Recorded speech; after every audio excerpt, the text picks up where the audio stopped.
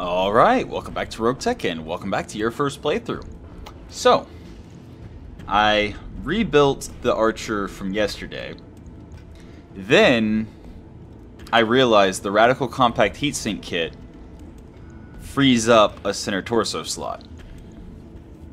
So we are now able to drop the Spall Liner, which was also taking up a bunch of slots and extra weight, just for a little bit of damage reduction, and replace it with plus 10% walk distance and plus 1 defense against being hit, which is wonderful.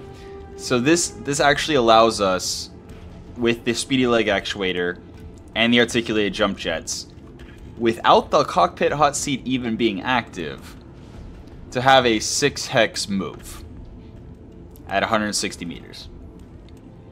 If we then kick the hot seat cockpit on, we're going to have an extra 60 meters, so we'll be at 210, which you can see by the not adjusted sprint. 200 meters is 8 hexes.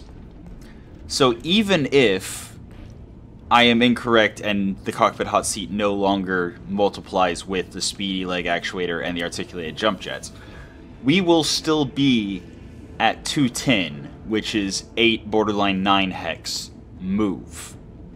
And then sprint is another 50% of that. So we will be at 13 to 14 hex sprint with just the cockpit hot seat.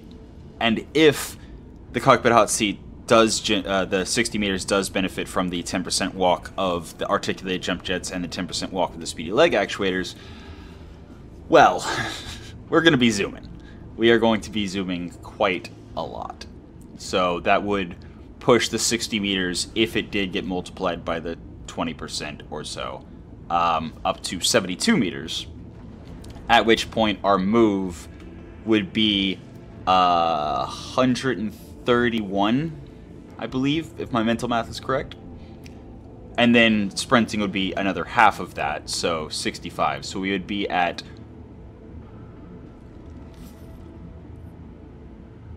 295? So almost 300 meters, which, yeah, that should be 12 hexes. Easy. I feel like I'm messing my math up. So no, it would be 3, wow. I think we would be over 300 meters. Sprint.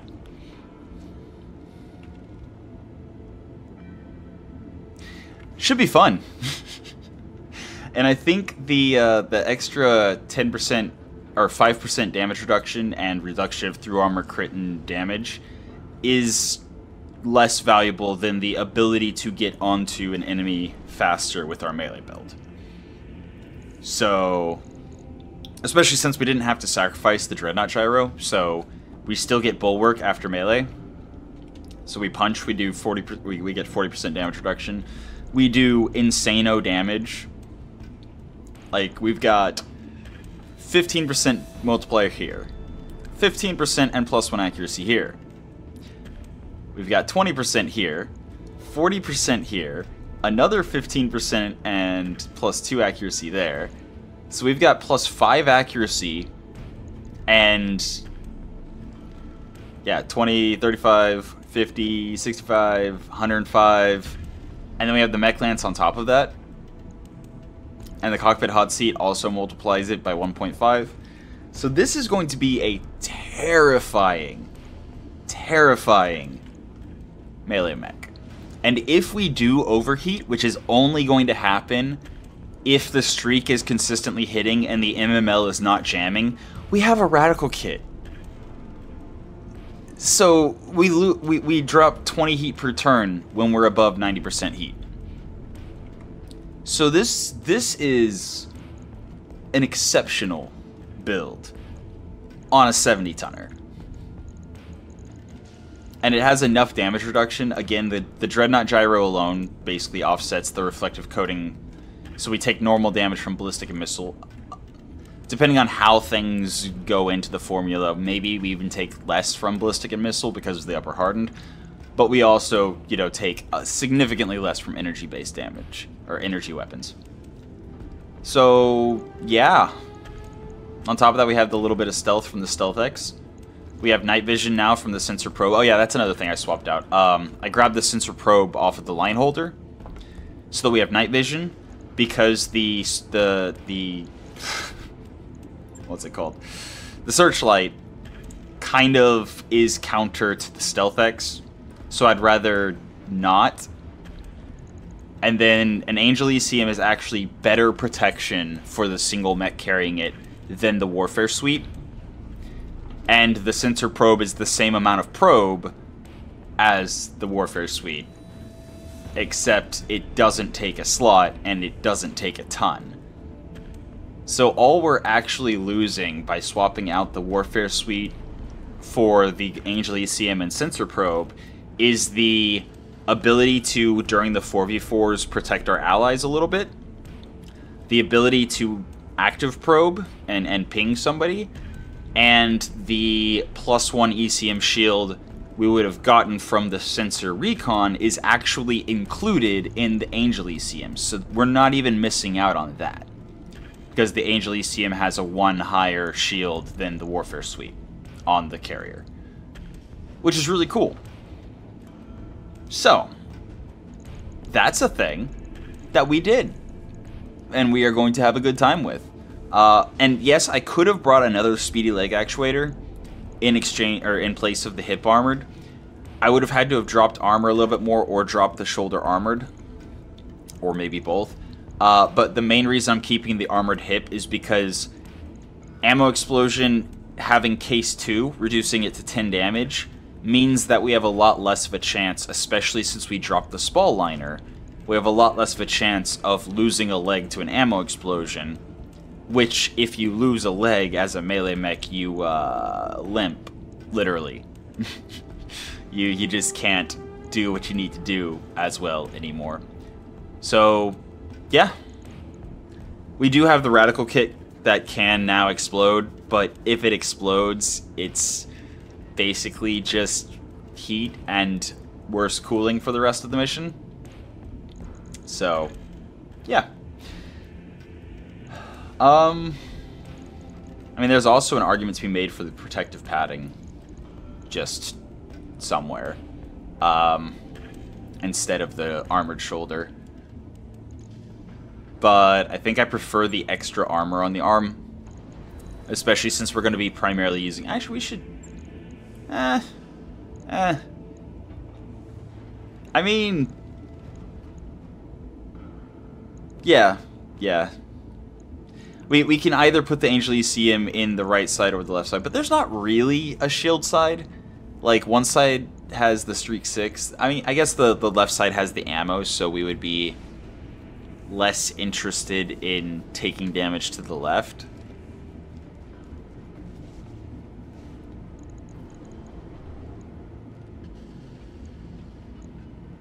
Yeah. I'm gonna stop thinking about it. I've already spent enough time on the Archer. So, yeah. We're also going to rename him to be the Juggernaut, because that's what he is. Lots of damage reduction, just runs straight at you. Very nice. 4 days, he'll be ready. Then, I already went back and did the Marauder. It's the exact same Marauder change as yesterday's episode. Catapult, again, we're not touching. The Vulture C, I think, is perfect. Perfectly fine, just the way it is. I mean, we could drop the Cockpit Small Advanced and find a ton a different way.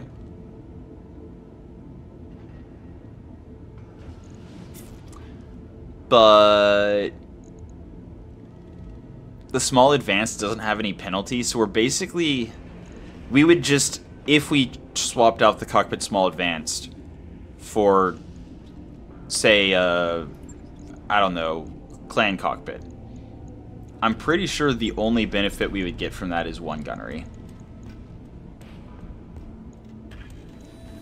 We already have night vision, don't we? Wait. Ah, that's a liability. We do not have night vision. Yeah, no, we don't have night vision. Okay. Then actually, yeah. Dropping the cockpit small advanced in favor of... Wait.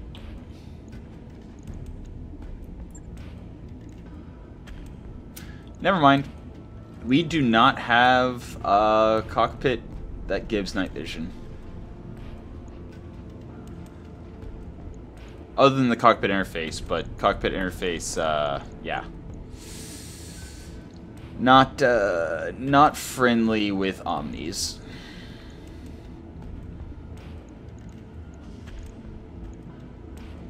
So no. No. It's literally just the best it can be. Okay. So yeah, I'm willing to get the ton out of the +1 gunnery. It hits well enough. Warhammer, again, we need to test before we actually change. The Vulture D is just kind of whatever. It's just kind of whatever. It's there. It's there. It's doing a thing. It's doing a thing pretty okay. Actually, do we have... I mean, we have advanced optics. We don't even have an armor upgrade on this thing. Or any cockpit. Yeah, this is definitely right now a fodder mech. So we're not going to probably be dropping it in any duels, but we might use it in the 4v4 if needed. But for the most part, yeah. It's just kind of there. So, and yes, I literally just pulled out the... Actually, we could go ahead and fix the line holder. Because all it needs, I think, is maxed armor and then a new sensor. And... I mean, range sensor is actually kind of interesting for the MRM. Increases the max range from 540 to 594. Lets us get into optimal range faster. Because we are moving kind of slow.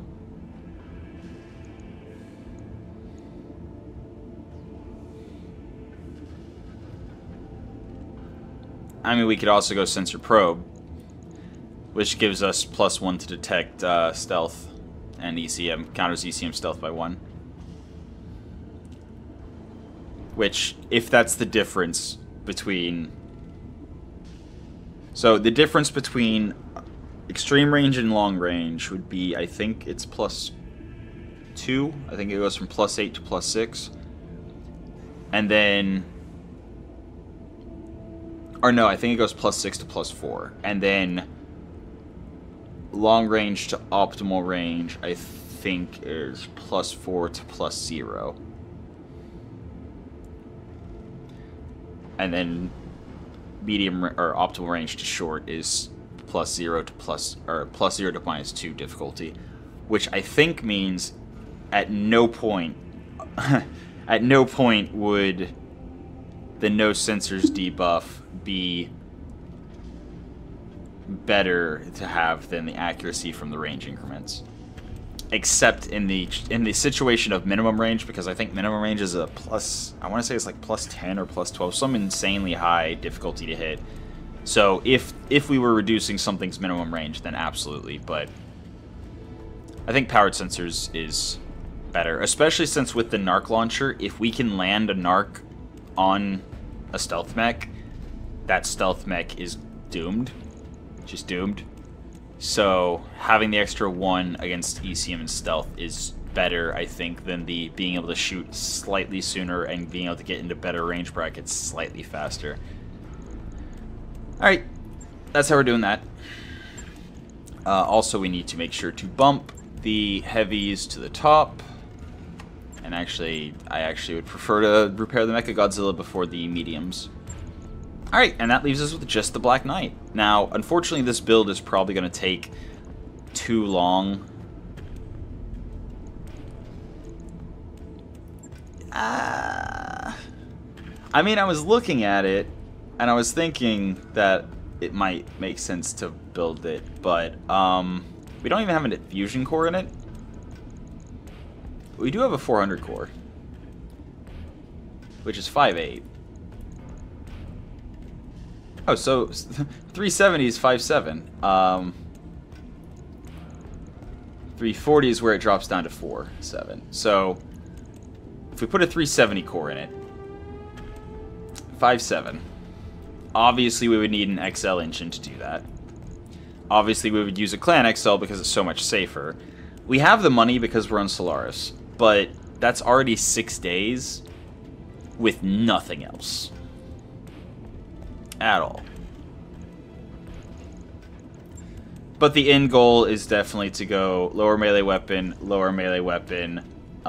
grippy hand, and we could actually probably even go speed leg actuaries, but more importantly,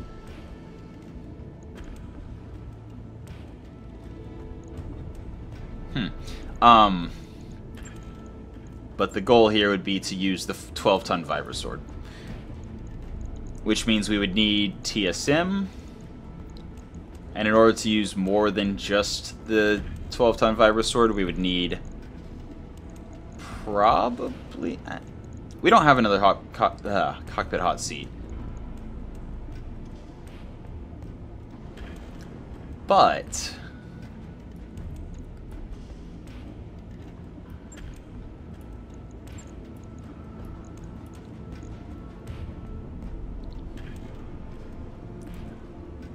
cockpit interface could be an option.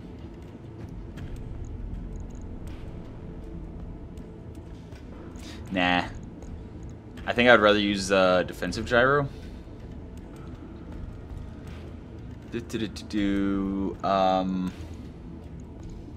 Anyway, the idea here is 12-ton Vibro Sword, hopefully 6-ton combat shield. And we would have a lot going on. Like a lot. But I think since we don't have the necessary cockpit hot seat, then we would have to go with either regular TSM or industrial TSM.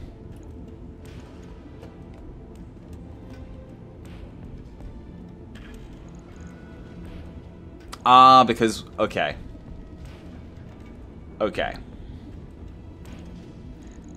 So I think in order for this to work... Wait. If our max is 28.7...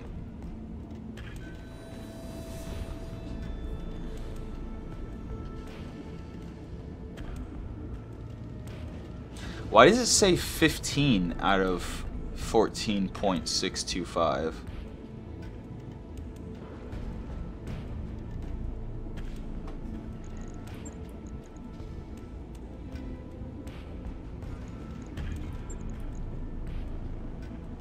Why is it 15?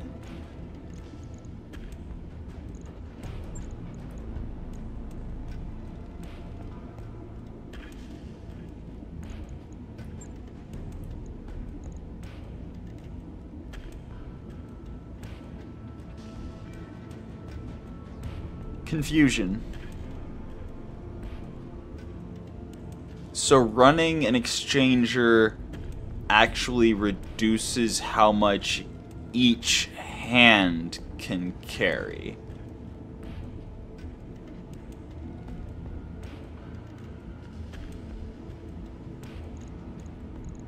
Or wait.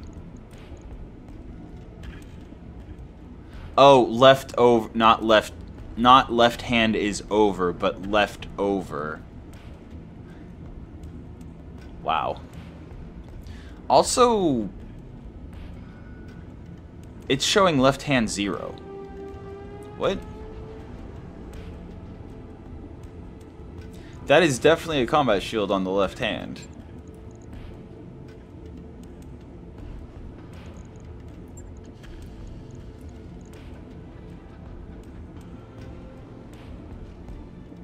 Okay, you know what?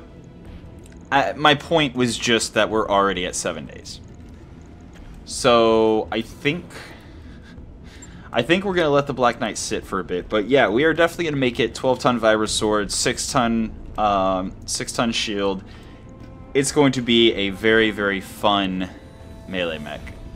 Also, minus 10% Lance Resolve cost of Mechwarrior skills. And +1 initiative. Very nice. Very nice. Should be able to use Juggernaut more often, or Vigilance more often, as the case may be. Should be very, very fun. But yeah. So we're going to have the Archer be the super fast, run-in, punch-a-bunch. And we're definitely going to give the Black Knight, probably... I mean, I could also just use the heavy industrial armor instead of the industrial TSM. But actually, no, because it does the same thing. I think the industrial TSM is still... Yeah, it's still 5 slots. So yeah, we could just use... Oh, it's probably... Okay, since the left arm was destroyed and we were fixing it, that's probably why it's being weird about the combat shield, whether or not it exists as a arm weapon. Anyway, so we could potentially use Hardened, since we're already kind of giving up whatever. But Hardened would make us slower, so it would take us longer to get into melee range. We wouldn't really want to use Stealth, I don't think. Because if we go, since it's energies only, and since we only have the 2 energy hard points, we're probably going to go with some big, hefty, hot PPCs or lasers or something. And then...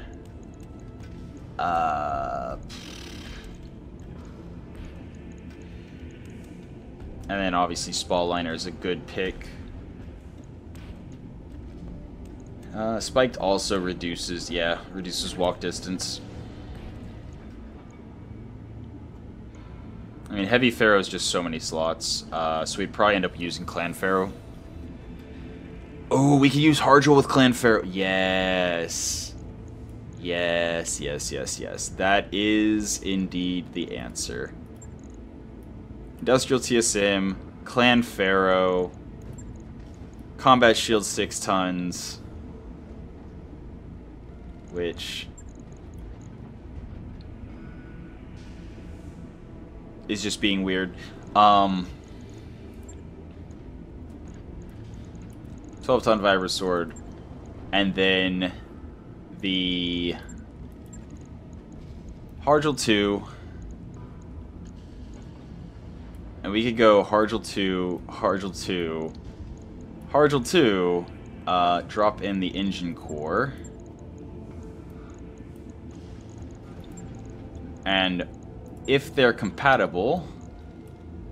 Nope. Okay, so we cannot use Peel and Stick with Harjel 2.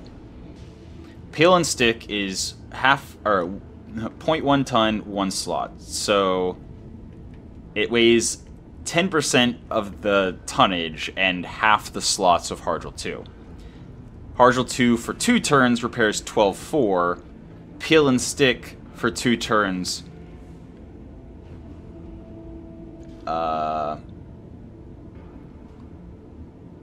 I mean, it says repairs 2 armor in installed location. So I guess it's 1 turn, 2 armor.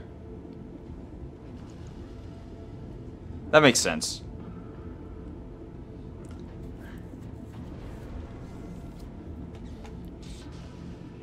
That makes sense. Honestly, I'd rather just have more Harjel. If I could put Harjel 2 in every location of this Black Knight and just make it repair itself continuously the entire fight, that would be amazing. But that's the play. That's the whole idea with the Black Knight. Sword and board and self-repair. Which actually, if I go to the store, is there any Harjel available? I mean, we're on Stellaris, so maybe. Endo, Heat Bank, Double Plus... upper spiked.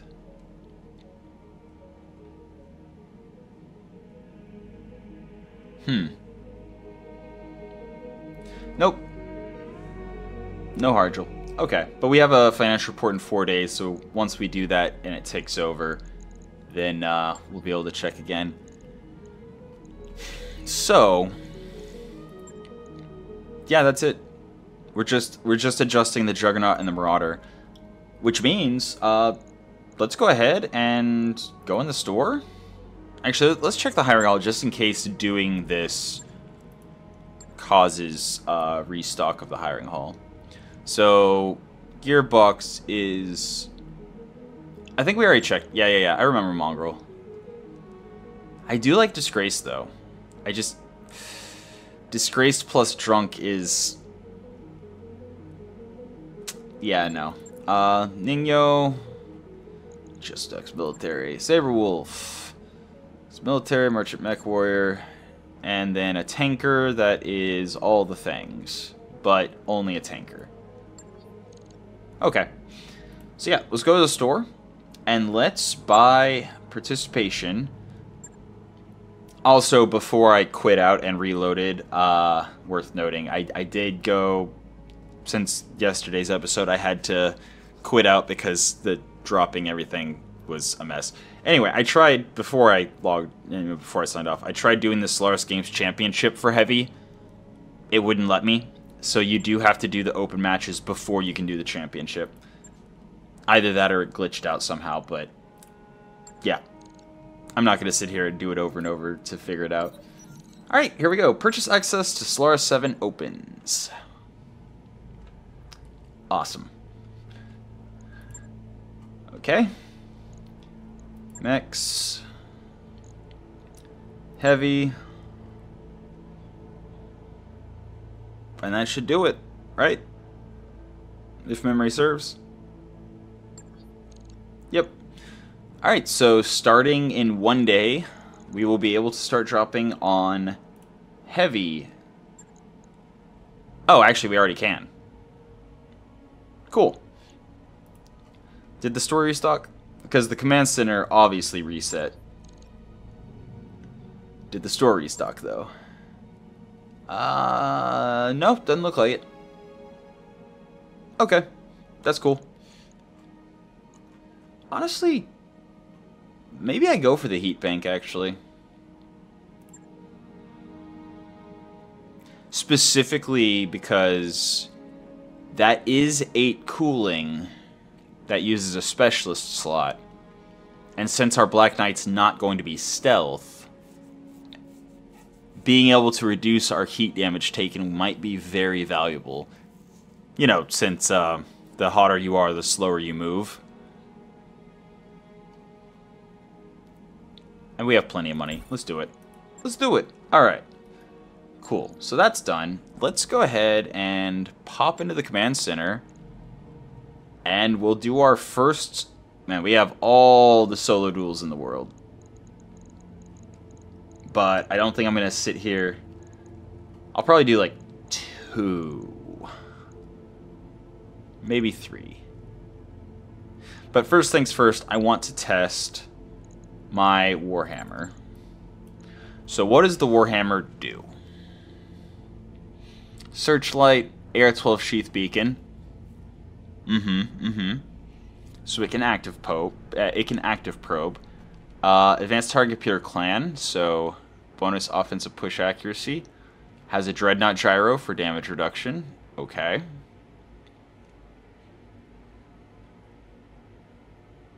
That should totally go on the Black Knight instead. Oh wait, no. The Black Knight's gonna have a combat shield, so we don't need a dreadnought gyro for bulwark. Alright. Anyway. So we've got big chunky PPC. Has a recoil of 2, so we definitely want military. It doesn't specify misfire chance, but I'm sure there is one. Oh yeah, there we go at the top. 20% chance to misfire when firing in FC and scatter mode. We'll see what that means. But we definitely would like lucky and military. 100%. Absolutely. And lucky would also help the LRM cluster. Yeah. I think that's literally it. Just military and lucky is what we're looking for. Alright. And obviously, since we're in Solaris, probably don't want to drop rookies. Even though Dr. Janissar is amazing.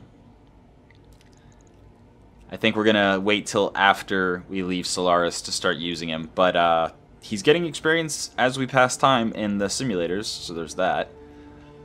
Freitas is Gladiator. Maybe she'll be the Black Knight pilot. I think she'll be the Black Knight pilot. Should be fun.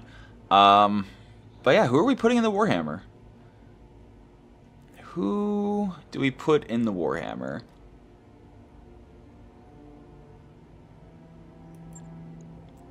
Huldra? Military, lucky, reckless. Warhammer only goes 4/6. Yeah, Huldra. Alright. And we have ourselves a Warhammer Mechwarrior. Also, minus 20% jam chance. Yeah. She's actually already built almost perfectly for the Warhammer. Does focus fire? Yeah, no, focus fire is -1 recoil. Oh yeah, actually we have 3 recoil on the pirate PPC, right? No, 2 recoil. Was it the heavy PPC risk? No, 2 recoil. Okay. So whenever we have controlled burst active, we actually don't need focus fire. And we get the 10% reduced heat generation for 2 turns. Yeah. This should be fine. This should be fine. Alright. We're gonna test out our Warhammer. See how the pirate PPC works. See if we're fast enough to close with the enemy, etc., etc. Just kind of get a feel for things. Sprinting in water. Haha, yeah. On my way. Not ideal, but once we get out of the water, the mask should very much help. Ready for orders. I mean, I can move for 3 in water, or, you know, out of water, which actually I'm going to, because I can only get 3 if I sprint anyway. Ah, there we are. We have an Ostrak. So yeah, Darius wasn't kidding. Not a whole lot of a threat. And I don't think from there he'll be able to get line of sight to me where I'm at.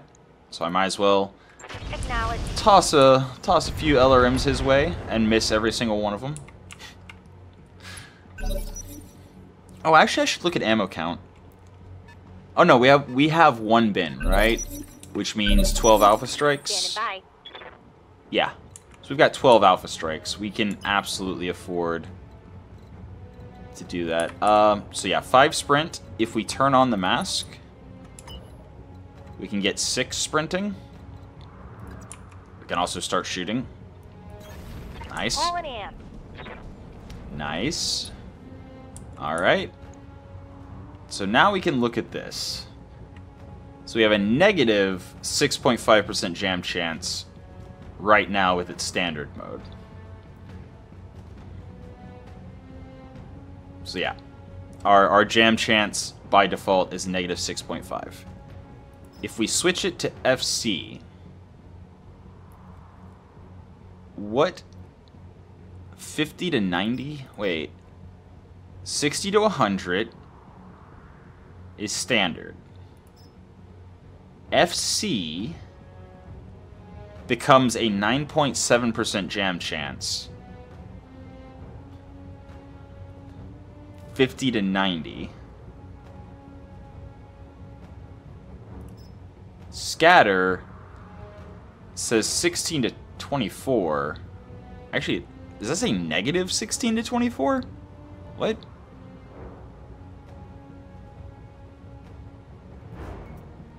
In any case, it's a 9.7%. So, 10% chance for it to misfire.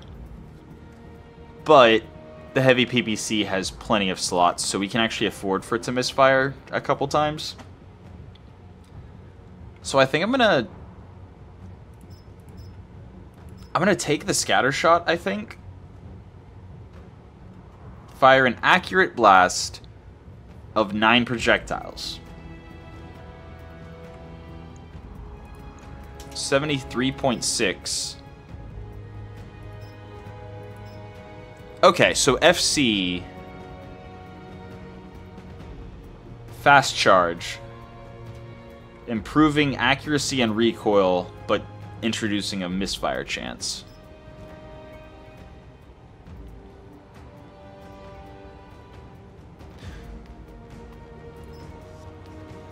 Wait, so does standard mode not have damage fall off? Is that why it does the most right now?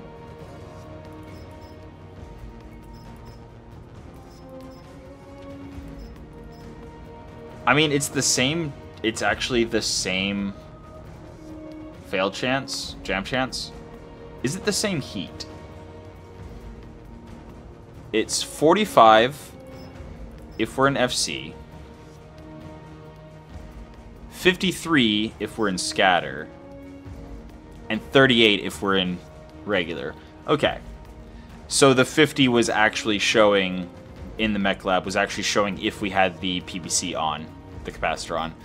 Because we have a little bit of stuff dropping heat. So scatter is the hottest. We're gonna try this, see what happens. And we destroyed a heat sink. Reporting. Critical hit. And we did not crit. Cool.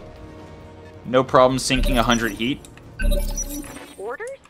So I think based on what we just witnessed, I think we can actually afford to drop some of our cooling.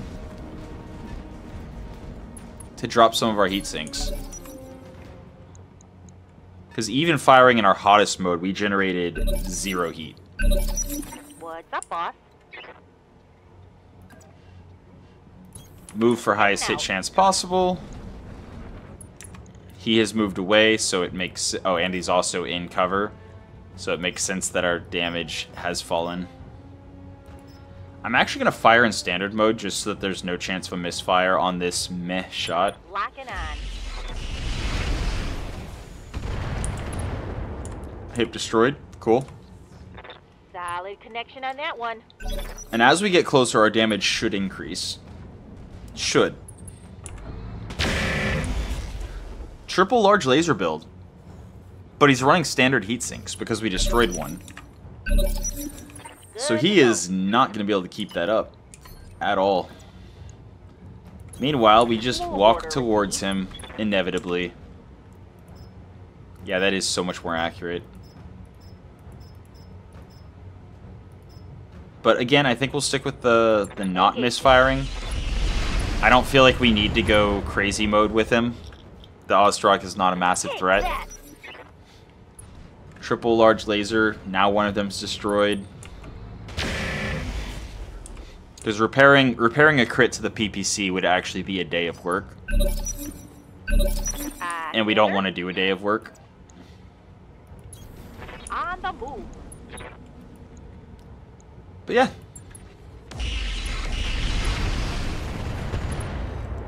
Gyro crit. Scored a critical hit. Stressed, yeah.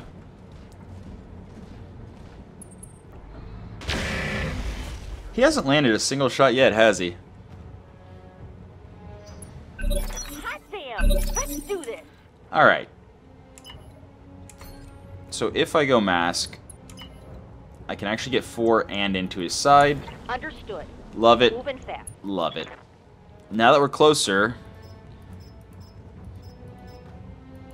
Yeah, still does comparable damage, just much more accurate. Okay. Hell yes! And then obviously... I think I hit something good. So, is he down to one large laser? Is that what that... Yeah. Yeah, that's what that means. Okay. No retreat. Okay. What's the weather conditions? Cloudy afternoon. Okay. So, vision... Yeah, vision's fine. On my way. Double time. Okay, so it looks like this is optimal range.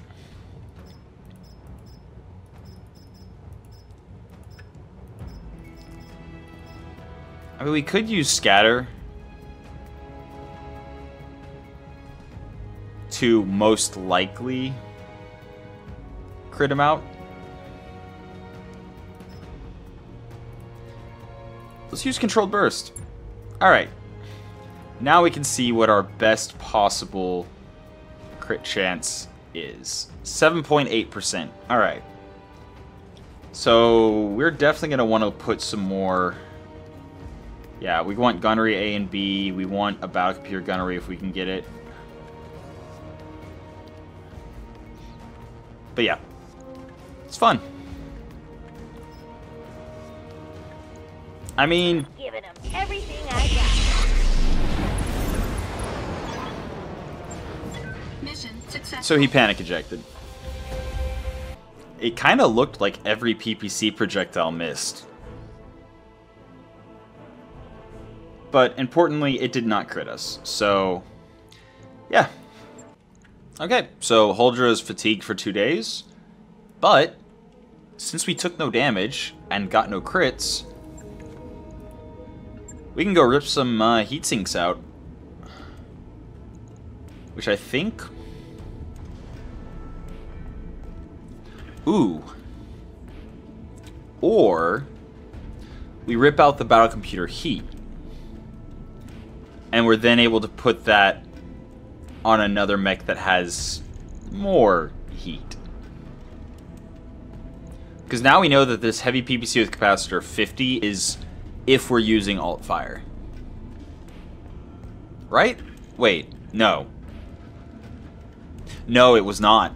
Because we have minus 10% weapon heat from the battle computer heat and minus 15% weapon heat from the exchanger double plus. That... okay. I think we're still fine if we drop the battle computer heat, though, because even if the 48 was the 50 affected by the exchanger and battle computer heat, it still, when it went to the alternate fire modes, wasn't that much more. I think it was like maximum 10 extra heat.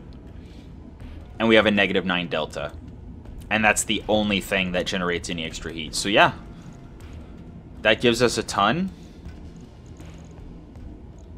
That gives us a ton. What do we do with a ton? I mean, we could bring an alternate ammo for the LRM.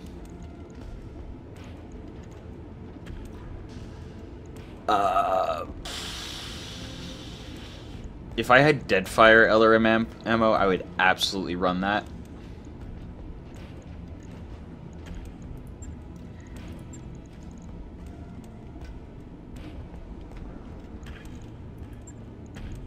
Firing the LRM-10 indirectly was a joke.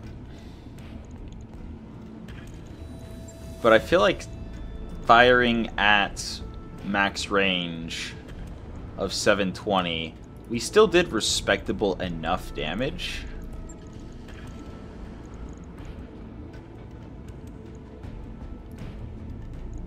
And in order to actually do that, we would need either an ATM or an LRM to be able to match the max range of the PPCs. We have no support hardpoint. Oh, we have a support hardpoint in the leg. Interesting.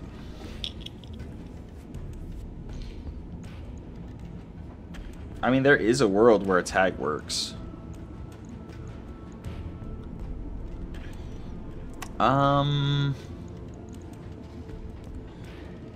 Could also just... No, if we bring another energy weapon, it's going to generate heat. And then our heat will not be good. Our heat will no longer be completely fine. There is also an argument to be made for putting the heavy PPC capacitor and the heavy PVC on the same side, like this.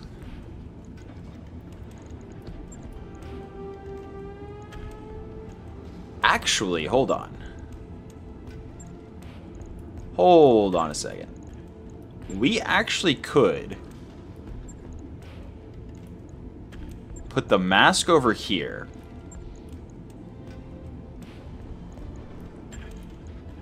have it something like that. And then add a combat shield.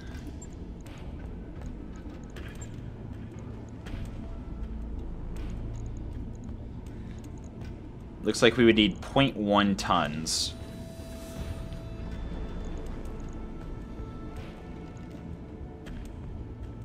Oh, right. We don't need the combat shield. We already have the Dreadnought Gyro. Do we have a handheld weapon that...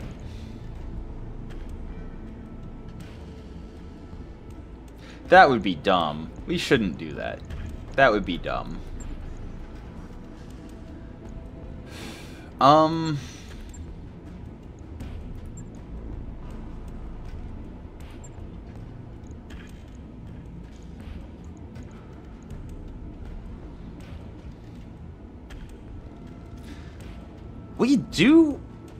We do have this fire control PPC, actually. Hold on. We're dropping the battle computer heat anyway.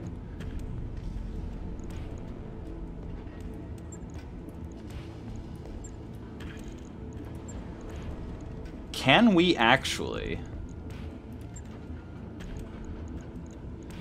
I mean, there's the LBX PPC quick sell.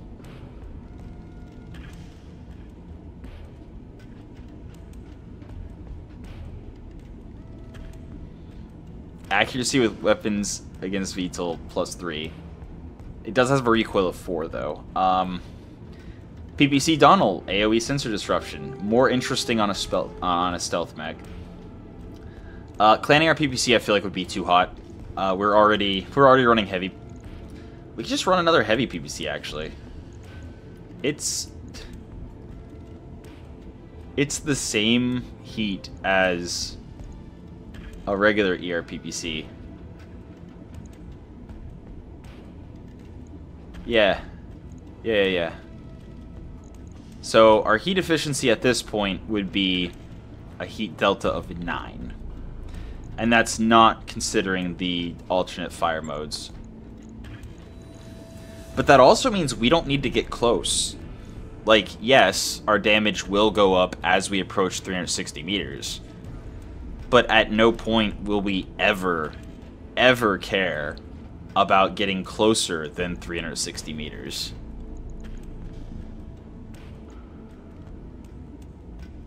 Which means we don't care about the mask.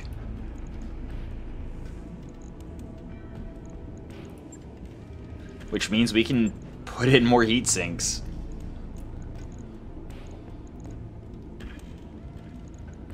And if we then strip down some armor,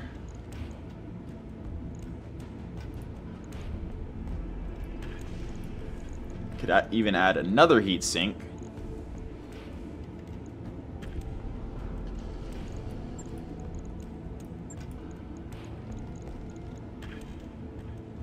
Something like that. I know the 6 days is mildly problematic, but I feel like this is going to be so much better. Like, yeah, we won't really be making use of the integrated searchlight ever, which is kind of whatever. It's fine. But this gives us -1 recoil, +1 accuracy, -10% heat generated, -30% PPC minimum range. So our minimum range will go down to 60 instead of 90. Not with that one. With that one.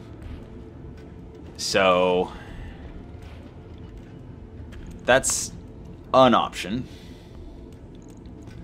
Then again, they all have recoil of 2.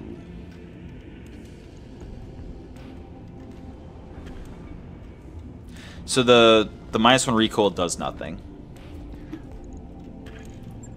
Do we have... I mean, we have energy accuracy, but then it wouldn't give us the -10% heat generated.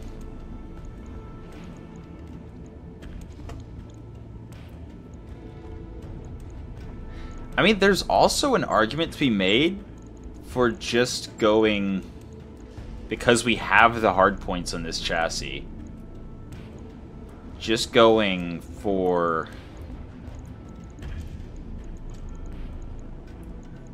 a bunch of PPCs.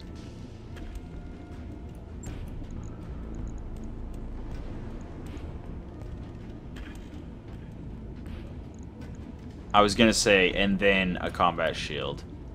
But there's no real benefit to just going with regular PPCs. Like, it's 60 heat for 100 damage.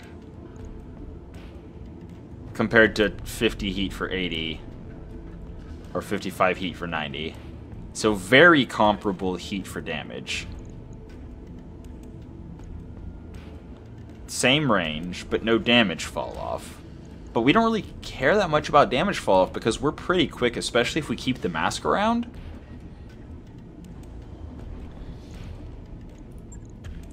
Let's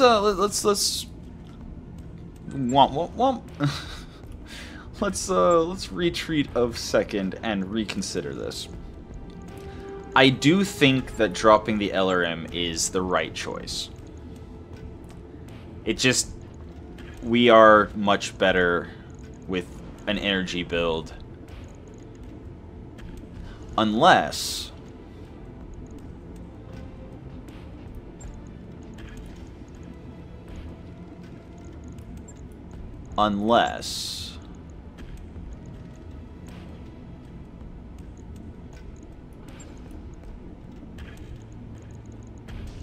okay.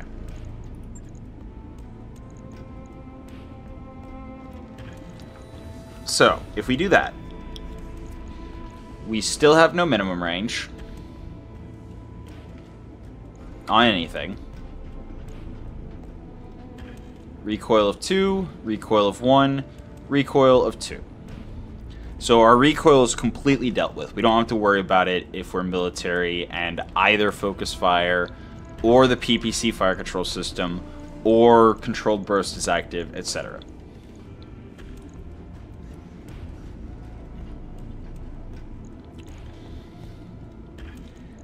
If we drop the battle computer heat in favor of the fire control PPC, it's the same heat, but we get a ton. It's the same jam chance reduction, but we get a ton.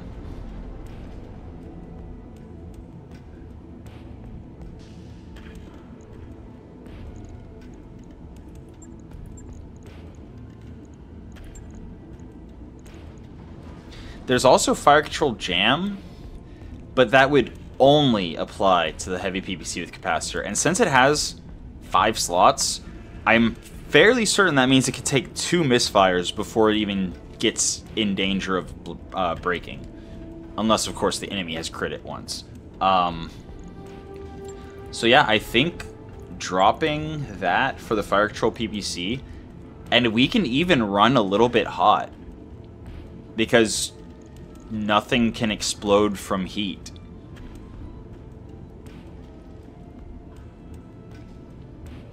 On weapon destruction, the capacitors will explode. But the only way that happens is crits, not with overheating. There's no danger to this exploding whenever it overheats. So we can run toasty. And then when we have controlled burst active, we're dropping, I think it was 10% heat, which means at that point we would be roughly heat neutral. And then there's always the option of just not firing for one turn one of the PPCs. And again, that's all working on the assumption that the PPC with capacitor is going to be right at what the Alpha Strike says there, which we need to test with more to find out. Because we were definitely overcooling far more than we needed to before this change. And interestingly enough, if we kept the enhanced LRM instead of the RPPC, we could then drop some heat sinks. Hold on a second. We could drop some heat. But the fire control PPC doesn't benefit the enhanced LRMs. I was thinking of maybe trying to fit an enhanced LRM 15 in.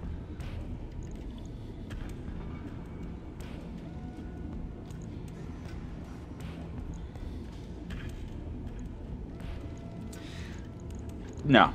We're gonna do this. We're gonna let it run hot. And we're gonna see how bad it is. Actually, we could also...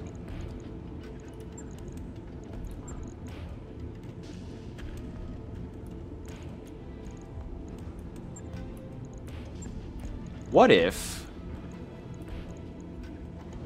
we replace the Dreadnought gyro with a combat shield?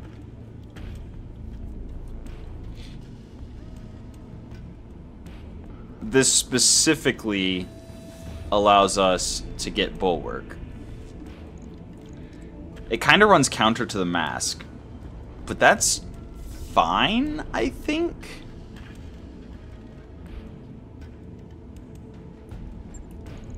Because if we bring another PPC, can we then cool it? We would need it to be a 3-slot or less.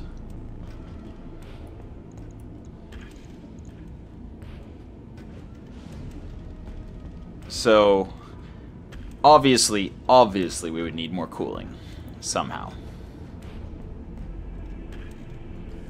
But, it's pretty fun.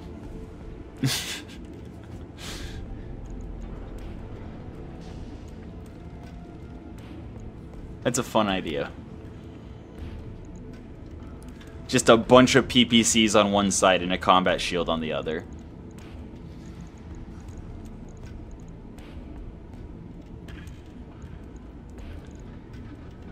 But how would we drop that much heat? I think we would have to run protos at that point. And I don't think we have a proto... Nope, we don't have a proto heatsink kit. But that is an image of what the Warhammer could one day become.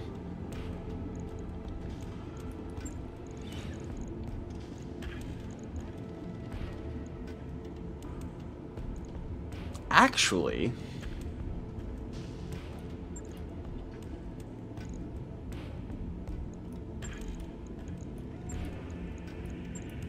Oops.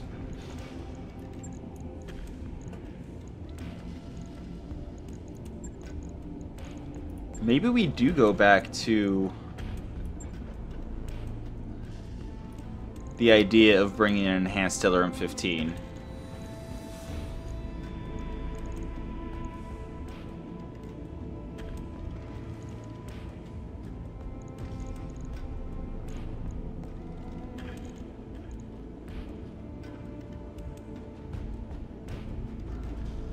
I mean, it fits.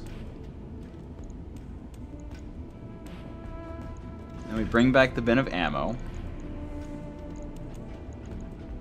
Because we don't need the mask if we are running the combat shield, since we will always want to move instead of sprint. And then we can bring a light PPC.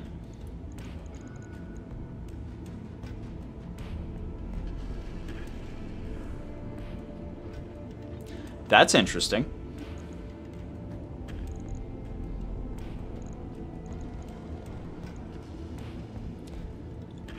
And at this point, again, our heat delta is at -2. Which actually means that we will be able to see whether the heavy PVC with capacitor in alternate fire modes generates extra heat, and will actually cool down if we are firing everything and we're not using the special fire modes. That should cool us down 2 heat per turn, which is really interesting.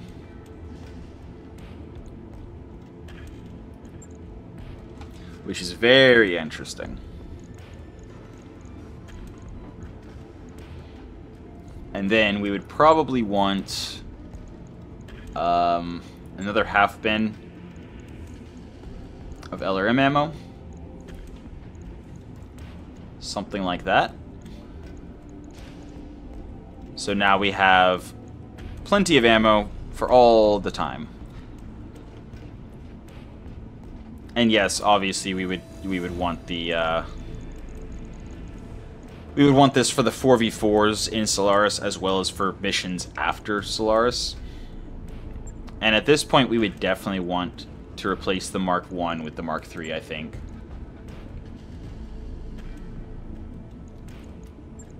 Because now we have the light PVC doing full damage at 720 meters and the enhanced Stellarium doing full damage at 720 meters. So that allows us to, let's see, that increased our damage by 35 because it's a enhanced Stellarium 15 instead of an enhanced Stellarium 10. So 70 turned into 105. And then we just gained an extra 30 from the light PPC. We traded out the damage reduction and bulwark from the Dreadnought Gyro in favor of the damage reduction and bulwark from a combat shield. And honestly, I kind of want to try to get this 4-ton to fit. Because we have 2, and also because, you know, more damage reduction. It's 16% damage reduction instead of 4% damage reduction. So, as long as we're getting hit on our shield side, we're actually taking less damage than the Dreadnought Gyro would have made us take. And we don't actually care about getting close enough to melee because this is a shooty build. So, while we could melee, we would no longer be firing the weapons and the arms. So we kind of just want to walk around again at the roughly 360 meter range. Once we get there, that's where we're going to stay. If somebody gets closer, then the only thing that gets damage or accuracy penalty is the light PPC. But the fire control PPC reduces that to 60 meters instead of 90. So, cool. Yeah. I think this is a better build. We just need to find a way to get the extra 0.8 tons of carry capacity, which actually went up because of the advanced optics. Yeah. So this way we only have to find 0.1. Huh. Huh. I mean, again, we have the integrated searchlight, but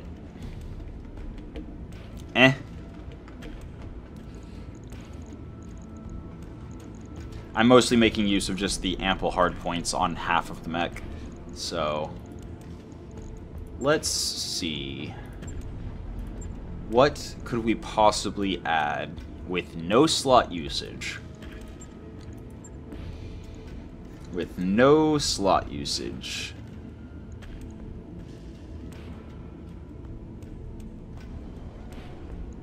Grippy Hand would give us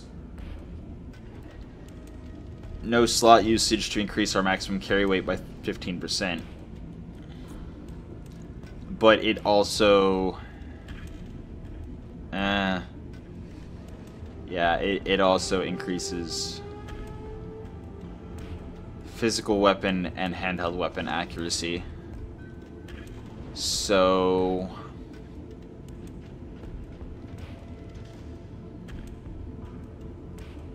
alternatively, do we instead make this a...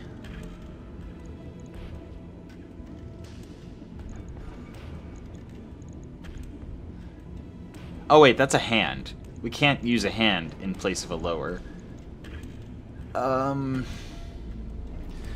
So we do have the increases maximum carry weight of this arm by 20%.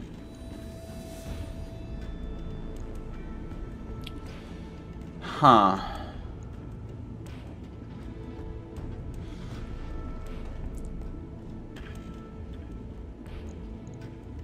Huh.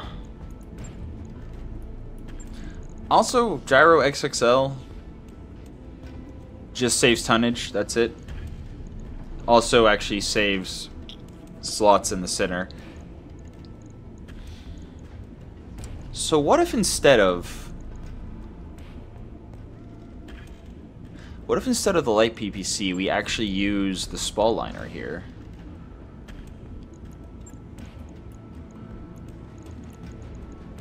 Ah, not enough slots. Yeah, that makes sense.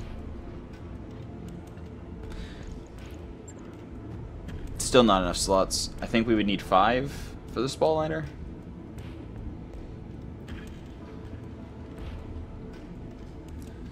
Must be installed in center torso.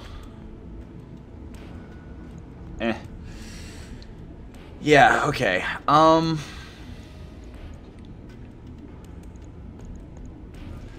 I don't really know. I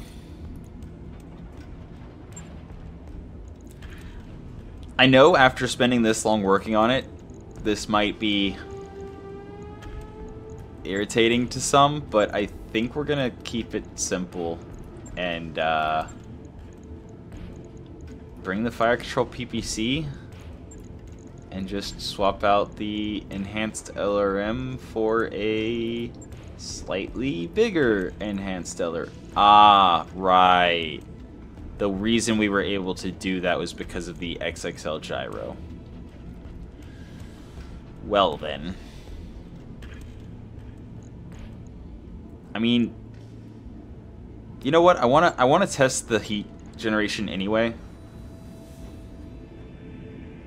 So if we do that, we have a heat delta of -1. Although I suppose I should also do that and do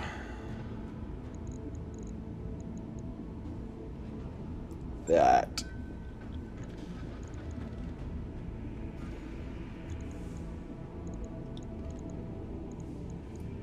Put that one back, take this one out.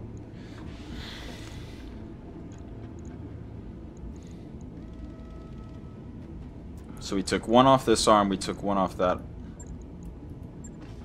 So that's an extra day doing that.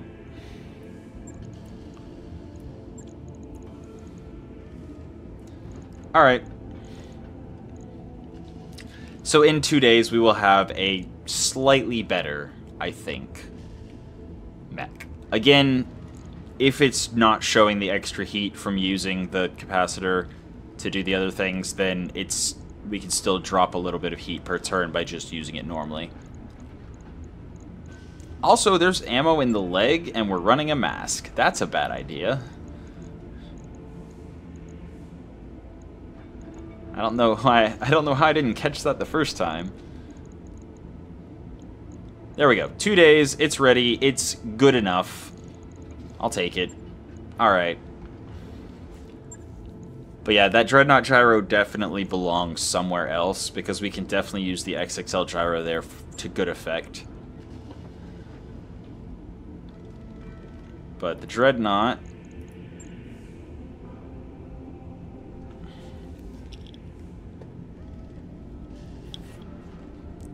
The Dreadnought Gyro could actually go on the Black Knight. And just dual-wield swords. That's potentially an option, actually. Just a pair of vibro swords. I'm curious to see what that would look like. I'm curious to see if that would work. But it's already giving us weird messages anyway. Oh? There we go. Okay, that answers the question. You cannot use more than one melee weapon upgrade.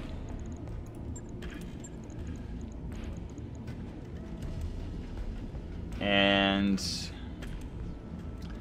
this would be able to fire during a physical melee attack, but it's primarily a buff to punching, which if you have a vibro sword, you're not going to do. So yeah, this is absolutely going to be sword and board. Absolutely going to be sword and board. Preferably the big board. And again, preferably with a bunch of Hargel. But that'll be some other time. For now, that's been your episode of Roguetech for the day. I hope you enjoyed it, and until next time, have a good one.